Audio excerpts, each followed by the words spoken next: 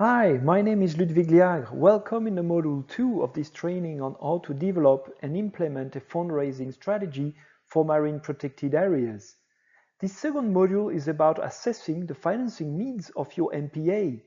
I will also introduce the concept of cost-benefits analysis, as it is particularly useful as a decision-making tool for fundraising strategies. This module will give you an overview of the first step in developing a fundraising strategy, which is to analyze the funding needs of your MPA. The module is divided into two components. First, we invite you to watch the video tutorials and use the MEDPlan business planning tool from the training course on business planning for Mediterranean MPAs, which you will find on medpan.org. This first component is to teach you how to calculate your financing gap, namely your financing needs minus your available financing. The second part of the module will focus on the cost-benefit analysis approach, CBA. The purpose of the CBA is to help you plan for future costs and revenues by selecting the most relevant projects as well as activities for your MPA.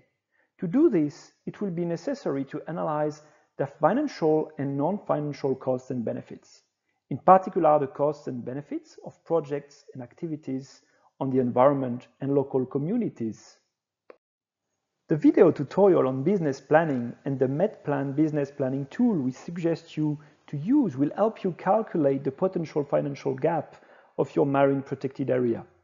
The business plan provides an assessment of this financing gap if the projected future cost of the MPA cannot be matched by the future resources and income.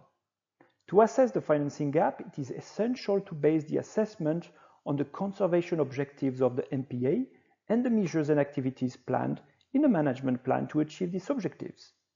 It is on the basis of this management plan that the financing gap, if any, will be determined. If your MPA does not yet have a management plan, it is still essential to base your cost and revenue projections on the MPA's conservation objectives and management measures and activities to be implemented in the future. This is really key to ensure that your future fundraising strategy is well aligned with the goals of your MPA. Note that the financing gap can be reduced by examining whether expenditure items can be re-evaluated downwards. Business planning is really not a linear process, it's an iterative process. We therefore invite you to start by watching the business planning video tutorial. You can do so now by clicking on the link on the screen or at the end of this presentation.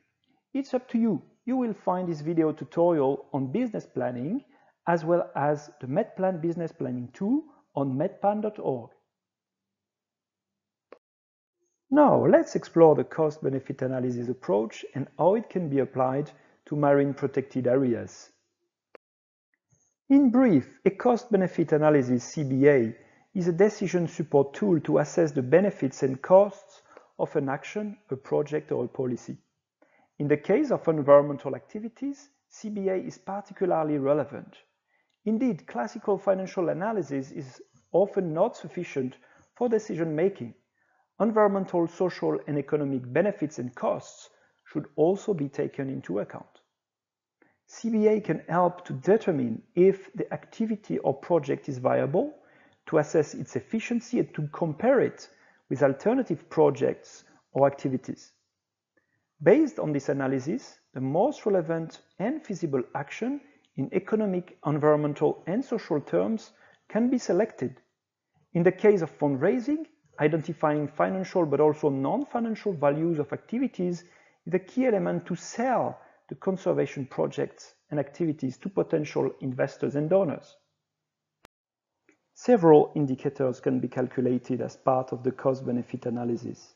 Among these indicators, the benefit-cost ratio BCR is a common CBA ratio summarizing the overall relationship between the costs and benefits of an activity or project. Interpreting the ratio is simple. If an activity has a BCR greater than 1, the activity is expected to deliver a positive value for the institution and thus for its potential investors or donors. On the contrary, if an activity has a BCR smaller than 1, then the costs are expected to be greater than the benefits. In that case, the organization should consider revising its activity or choosing a more efficient option. The values compared in a CBA can be quantitative, in particular in monetary terms, or qualitative. However, in order to arrive at a final ratio between costs and benefits, a single unit needs to be used, which can make sometimes the job difficult, especially when it comes to monetizing environmental impacts and benefits. Cost-benefit analysis requires a distinction between direct and indirect costs and benefits. Direct costs and benefits are characterized by the fact that they are easily quantifiable, especially in monetary terms. They are directly linked to identifiable sources. For example, in the context of an organization, direct costs may include salaries and the costs of purchasing materials. Direct benefits can include revenues from sales for a company, for example. Indirect costs and benefits are more subjective. Unlike direct costs and benefits, they cannot be easily quantified or estimated. They are more indirect impacts. For example, in the context of an organization, a drop in employee morale can be an indirect cost. In an urban forestry project, improved health of local communities due to better air quality is an indirect benefit. In a CBA, consideration of indirect costs and benefits is just as important as consideration of direct costs and benefits. In the case of a CBA applied to an MPA, direct benefits may include, for example, entrance fees, bioprospecting revenues, or revenues from the MPA's tourism activities. Direct costs may include operating costs and management costs. Indirect benefits may include the ones derived from ecosystem services, such as landscape beauty or carbon sequestration. Finally, indirect costs may include environmental damage linked to mismanagement of MPA, carrying capacity, also all sorts of opportunity costs. Opportunity costs are the potential economic profit that can be lost by choosing to develop conservation activities to the detriment of economic activities such as commercial fishing, shipping, or natural resources extraction. The present case study is based on a 2012 study published in the Journal of Environmental Management. The cost-benefit analysis in this case study is original in that the assessment of environmental, economic, and social costs and benefits is based on the perception of the main stakeholders of the marine protected area. Thus, more than 240 individuals belonging to several categories of stakeholders, including fishers and diving businesses, were interviewed. Rather than relying on numerical figures, the analysis was based on individuals' perceptions of the economic, social, and environmental benefits of the MPA.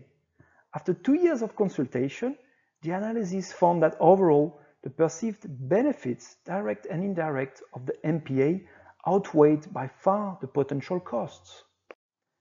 Cost-benefit analysis is a decision-making tool that makes it possible to understand in advance the future costs and benefits of a project or an activity, and to consider more relevant options if the costs outweigh the benefits.